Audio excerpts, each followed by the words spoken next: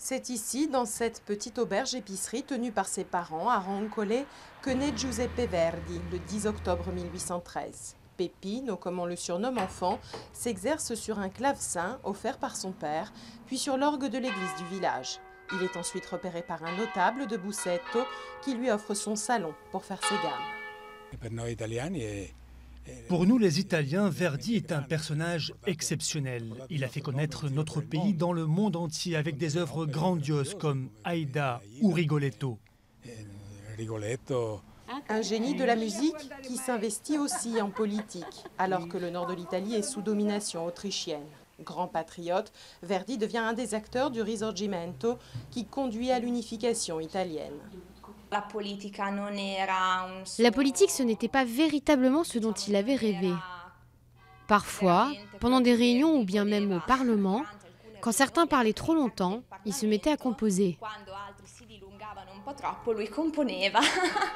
Pas moins de 28 opéras en tout. Fort de son succès, Giuseppe Verdi achète des terres et des villas dans sa région natale, sans jamais oublier ses origines modestes. Il finance ainsi en grande partie le théâtre municipal de Busseto, mais aussi une maison de retraite pour musiciens en difficulté à Milan. En hommage au cygne de Busseto, comme on le surnomme ici, la place principale porte son nom et sa statue, campée devant le théâtre, semble veiller sur les habitants. Verdi, pour nous, se promène encore dans les rues. Il habite encore sa villa, nous parlons avec lui, nous échangeons des idées, des opinions aussi. Nous nous disputons même encore avec lui.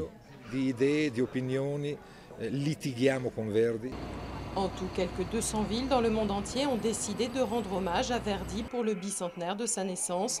À Parme, un festival lui est même dédié durant tout le mois d'octobre, au programme notamment l'opéra Simone Boccanegra.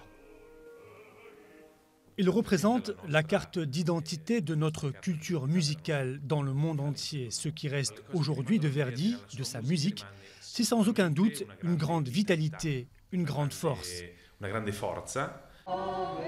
Ce qui reste aussi, ce sont bien sûr les célèbres airs du maestro, de la Traviata à Rigoletto, sans oublier le Va Pensiero de Nabucco, les véritables hymnes nationaux pour de nombreux Italiens.